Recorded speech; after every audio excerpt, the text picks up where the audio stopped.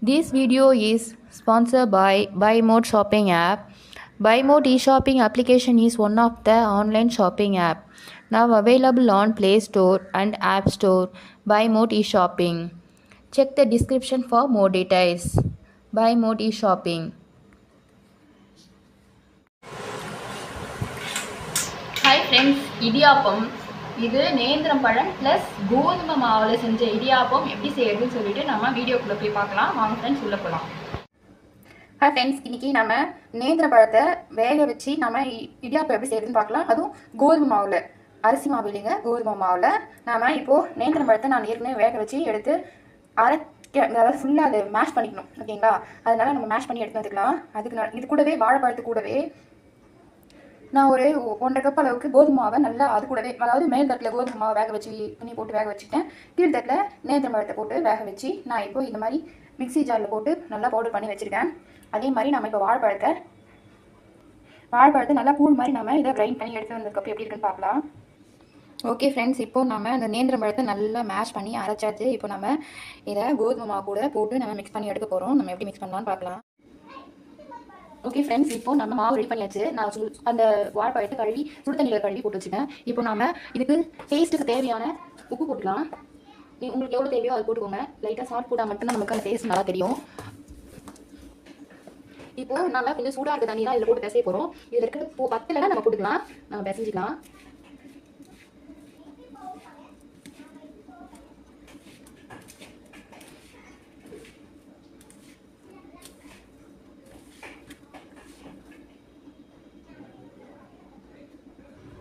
Okay friends, இந்த மாதிரி கொஞ்சம் சாஃப்டாக பிசைஞ்சுக்கோங்க. ஏன்னா நம்ம வந்துட்டு அந்த அச்சில் போட்டு பிழியும் போது லைட்டாக இருந்தால் கை வலி எடுத்துக்கும். அதனால நல்லா சாஃப்டாக பிசைஞ்சுக்கோங்க.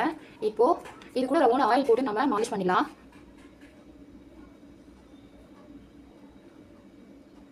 இப்போ பாருங்கள், நாம் இது கூட ஒரு 2 டேபிள் ஸ்பூனும் ஏதோ கொஞ்சம் ஆயில் போட்டு நம்ம இது கொஞ்சம் பிசைஞ்சு வச்சுக்கலாம்.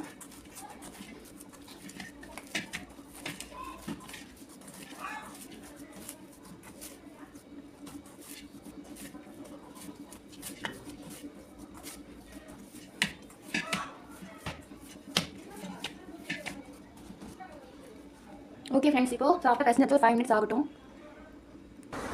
ஓகே ஃப்ரெண்ட்ஸ், இப்போ இது கொஞ்சம் நேரம் செஞ்சு நான் இந்த மாதிரி வச்சுருக்கேன். இந்த மாதிரி இதில் நாம் இப்போ இதை செஞ்சு போட்டு பிழிஞ்சு எடுத்துக்கலாம். நான் இட்லி மாதிரி போட போகிறேன்.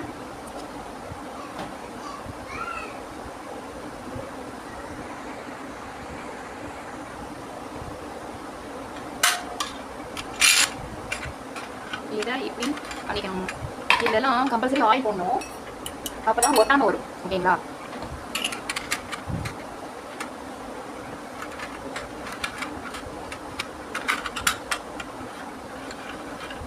ஓகே, இப்போது இது ரெடி ஆயிடுச்சு. பாருங்க, இப்படி தான் வரும். ஓகேங்களா? இப்போது நம்ம இட்லி தட்டை நம்ம ஆயில் அப்படியே அப்ளை பண்ணிக்கலாம்.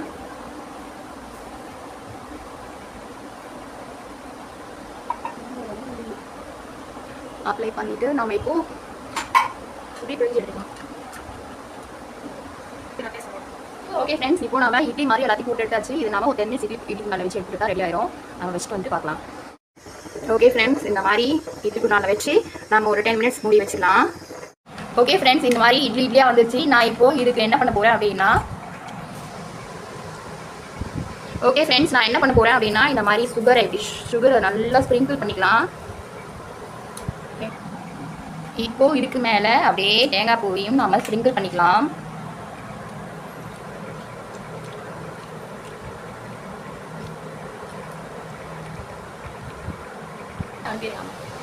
இப்போது நான் மில்க் வச்சுட்டேன். இதில் ஏலக்காய் எசன்ஸ் போட்டுக்க, நீங்கள் ஏலக்காய் தட்டி போட்டுக்கிறதாலும் போட்டுக்கோங்க. இப்போது நம்ம இது மேலே அப்படியே போர் பண்ணிக்கலாம். நீங்கள் தேங்காய் பால் இருந்தாலும் போட்டுக்கோங்க, நான் மாட்டுப்பால் தான் போட்டுக்கிறேன். ஓகே ஃப்ரெண்ட்ஸ், நீங்கள் இதை சாப்பிட்டு பாருங்கள். டேஸ்ட் பக்காவாக இருக்கும். இது எல்லாமே ஹெல்தி. நம்ம வீட் ஃப்ளாரில் செஞ்சுருக்கோம், நேந்திரம் பழம் போட்டிருக்கோம், ஹெல்தி. உங்களுக்கு இதில் வேணா ஒயிட் சுகர் அப்படின்னா நாட்டு சக்கரை கூட போட்டுக்கலாம். ஓகே ஃப்ரெண்ட்ஸ், பாய். இதை நீங்கள் டேஸ்ட் பண்ணிவிட்டு எப்படி இருக்குன்னு கமெண்ட்டில் சொல்லுங்கள்.